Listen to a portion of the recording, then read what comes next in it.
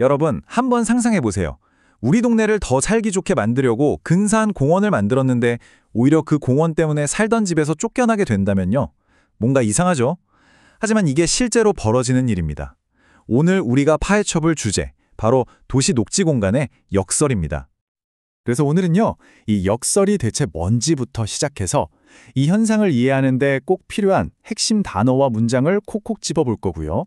또 이 모든 일이 어떤 순서로 벌어지는지, 그리고 가장 중요한 우리가 여기서 무엇을 생각해야 할지 차근차근 따라가 보겠습니다. 자, 그럼 첫 번째, 이 역설의 정체부터 제대로 한번 알아보죠. 분명 좋은 뜻으로 시작한 일이 어떻게 전혀 다른, 심지어는 나쁜 결과로 이어질 수 있는지 그 핵심적인 갈등 상황부터 명확하게 짚고 넘어가겠습니다. 그러니까 문제의 핵심은 이거예요. 도시를 되살리는 사업들, 그 의도는 정말 좋잖아요. 좀 낙후된 동네 주민들 삶의 질도 높여주고 환경 문제도 해결하겠다는 거니까요. 그런데 현실은요? 완전히 정반대일 수 있다는 거죠.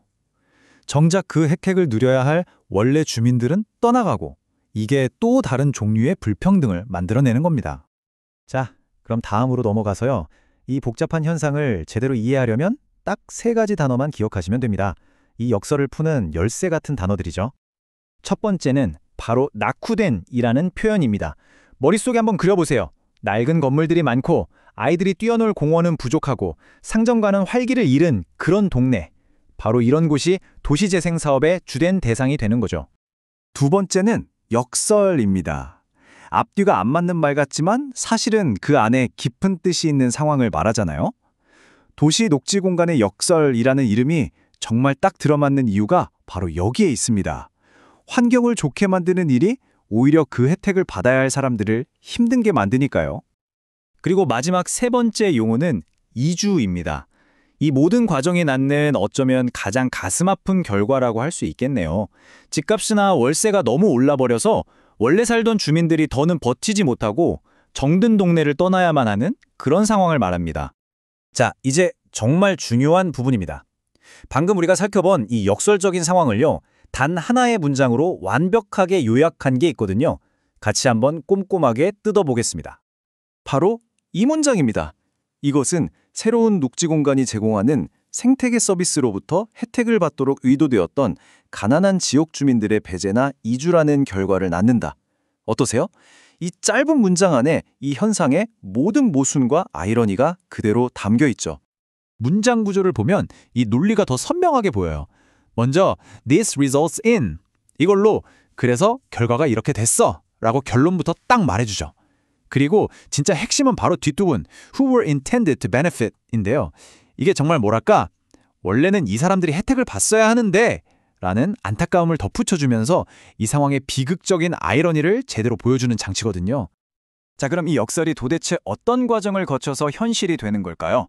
마치 도미노가 쓰러지는 것 같은 그 연쇄 반응을 한번 순서대로 따라가 보시죠. 이 과정이 정말 거짓말처럼 딱 5단계로 진행됩니다. 첫째, 낡은 동네에 멋진 공원이 생깁니다. 둘째, 동네가 살기 좋아 보이니까 외부 사람들이 관심을 갖기 시작하죠. 셋째, 찾는 사람이 많아지니 자연스럽게 집값과 월세가 막 오릅니다. 넷째, 결국 원래 살던 저소득층 주민들은 이 올라버린 주거 비용을 감당할 수가 없게 되고요. 마지막엔 결국 동네를 떠날 수밖에 없게 되는 겁니다. 개선에서 이주까지 정말 피할 수 없는 인과관계가 딱 보이지 않으세요? 그런데 진짜 안타까운 건 여기서 끝이 아니라는 겁니다. 그럼 쫓겨난 주민들은 어디로 가야 할까요? 결국 이분들은 공원 같은 녹지 공간이 부족한 예전에 살던 곳과 비슷한 또 다른 낙후 지역으로 갈 수밖에 없게 되는 경우가 많습니다.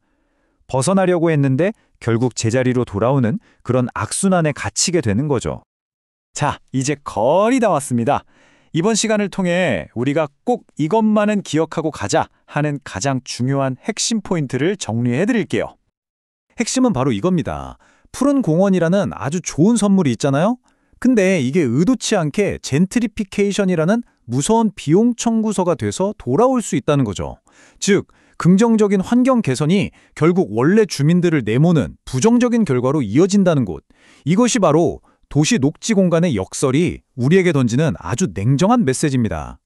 그렇다면 우리는 이제 무엇을 해야 할까요? 어떻게 하면 가장 약한 사람들이 소외되지 않으면서 도시의 모든 구성원이 함께 발전의 혜택을 누릴 수 있을까요?